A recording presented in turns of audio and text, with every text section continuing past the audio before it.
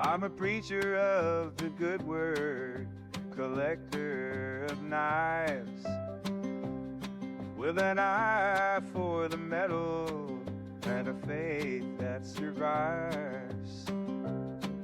Where others see rust, I see honor and life. Each blade tells the story, sharper than strife.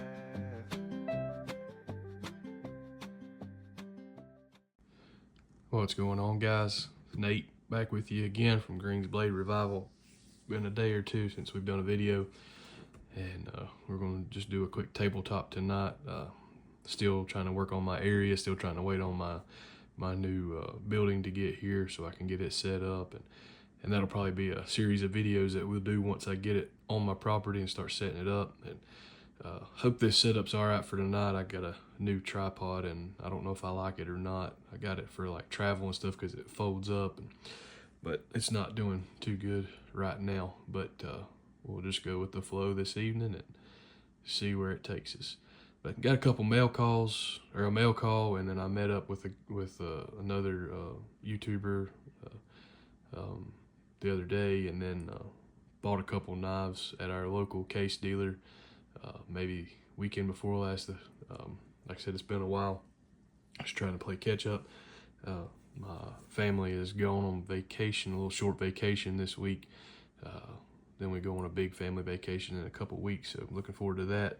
So I've got the house to myself, and thought I'd shoot a video or two if we have time. But let's get into it. First off, obviously, we're gonna give you what you toting today. And from Brother Dwayne over at Clark's Kentucky Knives, that Holy Land Pocket Cross, always with us. Can't leave home without it. And as always, can't say enough about Brother Dwayne. And if y'all are on Whatnot, check him out tomorrow. I'll try to remember to post the link to his show. He's doing his first Whatnot show tomorrow, and I know he's going to have some good stuff on there. So go and support him. I can't remember the time. I think it's... I'm not even going to say. I'll post that in the description, and y'all can go check that out if you want to, and support Brother Dwayne. Like I said, we got that. Always got my wallet, my minimalist wallet from Mike Yarlett over at MY Leather Works, I think it is. We'll also make cutlery great again. This thing is breaking in just beautifully. I've been carrying it probably, I'd say maybe 3 months now, and I absolutely love this thing. I probably won't go back to a traditional wallet. I love a front pocket wallet, and this just takes the cake. So y'all check him out. And then for the past, I guess, month now, since I've got this knife, I've been toting this thing. Put one of my beads on it from RDS Wood Turning and Acrylics, Brother Bobby. Get this Spyderco Pair 3. Can't say enough about this thing.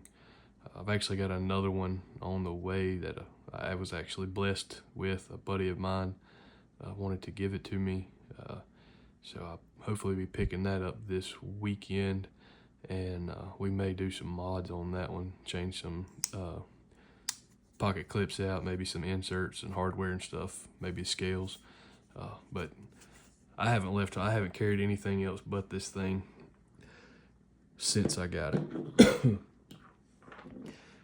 Absolutely love it. And I forgot to grab something, so I'll be right back. All right, I'm back. We're gonna get into this mail call and this meetup that I did. First off, I got this mail call, and as soon as I start pulling this stuff out, you're gonna know where it's from. I should have already had it out, but I was rushing around.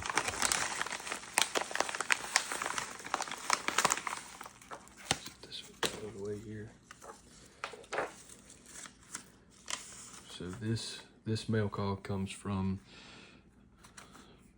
none other than Brother Thomas over at That Pocket Knife Guy. He is an awesome guy. I met him on a live, I think it was over on Mike's channel, Make Cutlery Great Again. I met him during a live and asked him if he wanted to do a sticker swap. And so we exchanged emails, and I got him some stickers in the mail, and he sent me some. He also sent me this note, which is a personal deal, so we'll not read that on camera. But if you know Brother Thomas or have seen other YouTubers receive something from him in a sticker swap, you know he doesn't just send stickers. And he is famous for sending these little tapes, these little Barlow tapes. I don't know if you can see that or not.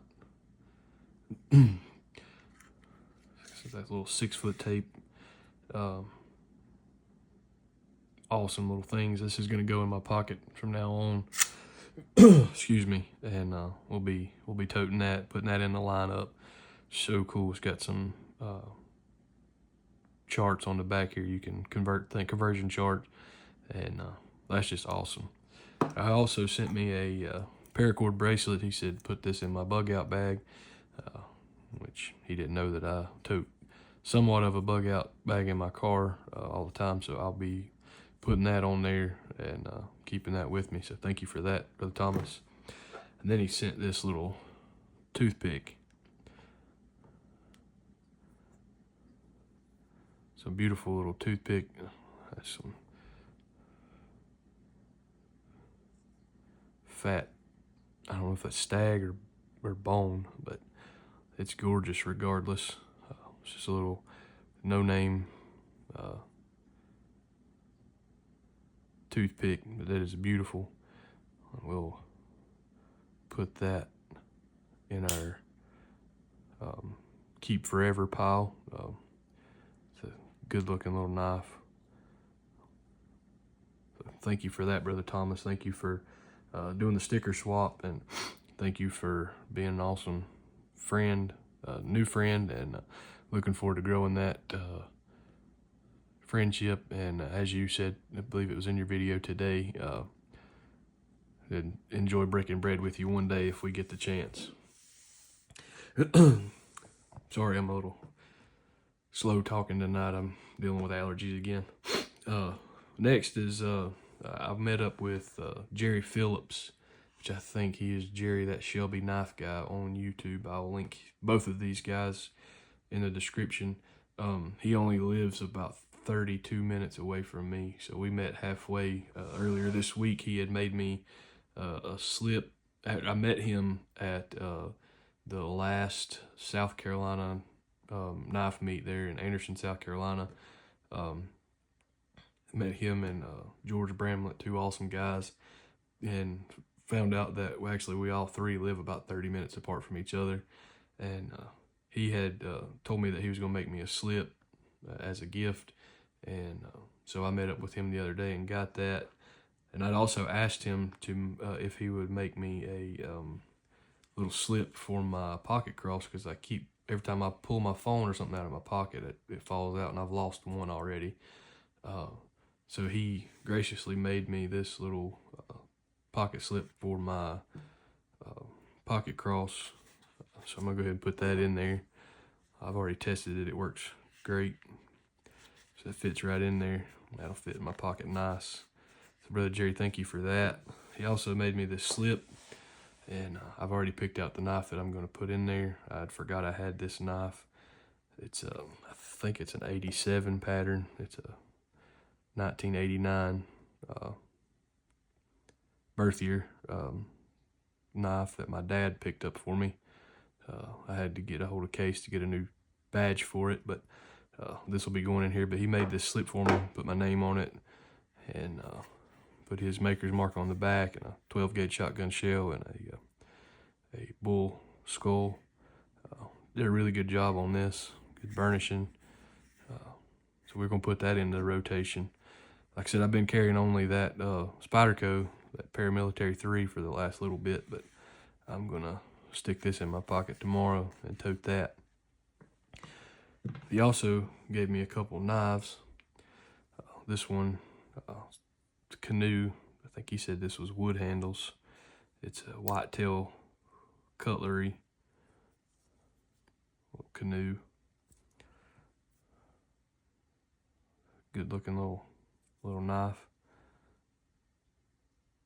Pakistan made, but that's all right. It cuts, and that's all we're worried about. If it can cut a box or cut some tape, do what I need it to do. It don't matter if it's made in Timbuktu. It's got some strong snap on that thing too. Thank you for that, Brother Jerry. And he also gave me this. We had to meet up in kind of a hurry. It's a funny story. I told him to meet me at a certain Dollar General, and I had forgot that that Dollar General had moved, so it's just an empty building, empty parking lot. He calls me, and I'm about 10 minutes out, and he's like, "There's nobody here. This is an empty parking lot." And I was like, "Well, just stay right there. I forgot it moved." It was funny. I was in a hurry. We had to go meet my parents for supper, and I wasn't even thinking. But he met me and ended up being a good Samaritan that day. He jumped off a guy's car that had pulled into the parking lot. So we'll have that memory of meeting up and having to rescue somebody. He gave me this. It's a little camp knife. It's a Colonial. If you can see that. It's a good looking knife. Probably put that into the rotation, put it in our pack, and keep that with us in case we need it down the road. Can't go wrong having a good camp knife in your pack. But that's all for gifts and mail calls for this video. Thank you guys, Brother Thomas, Brother Jerry, for the gifts, for the sticker swap, and just looking forward to the next time talking with you guys, hanging out with you, Jerry, and seeing what we can get into. So now I have just a couple knives that I bought the other day down at our local. It's our local case dealer. He's the largest master dealer in the state of North Carolina. I've done a video with him before. If you go back in my videos, and you can see we've done a video there in the store. It's a place called Cherry Mountain General Store. If you're in the area, look it up. Or if you ain't far away and want to make a day trip, I suggest you doing that. Especially if you're a case collector. But I've been waiting for this one specifically to come in. These are the vault pattern for 2025. It's the Baby Docs. I had been waiting on this Indian paintbrush to come in because that was going to be the first Baby Doc that I purchased for my collection. And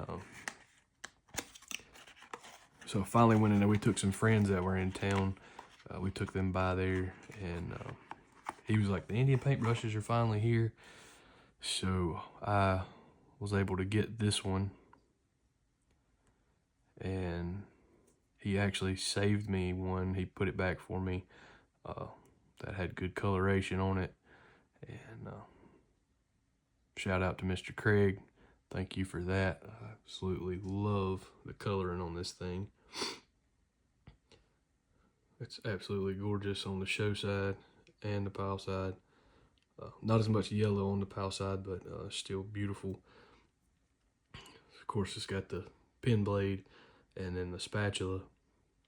If you don't know anything about the doctor knives, sorry, I didn't mean to kick the camera there.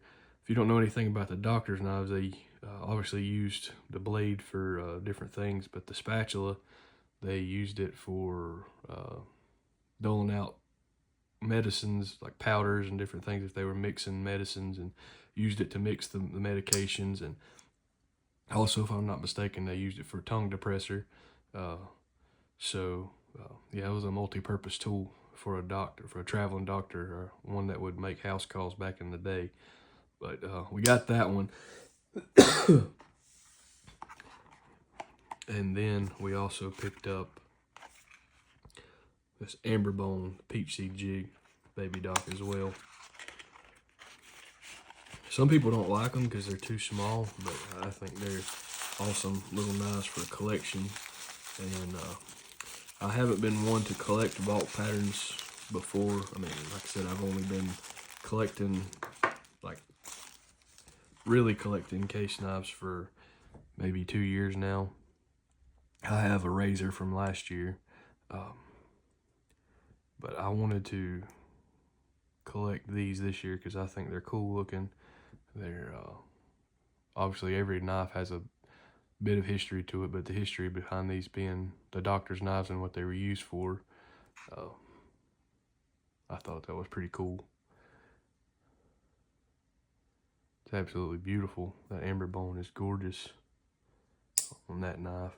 So what made me want to, besides the cool factor of them, to collect these baby docs, is I had bought this on a Facebook auction, or a excuse me, a Facebook live sale last year at some point. I think it was end of year, and I was like, what? And I didn't realize how small it was. So I'll measure it with my handy dandy tape measure here.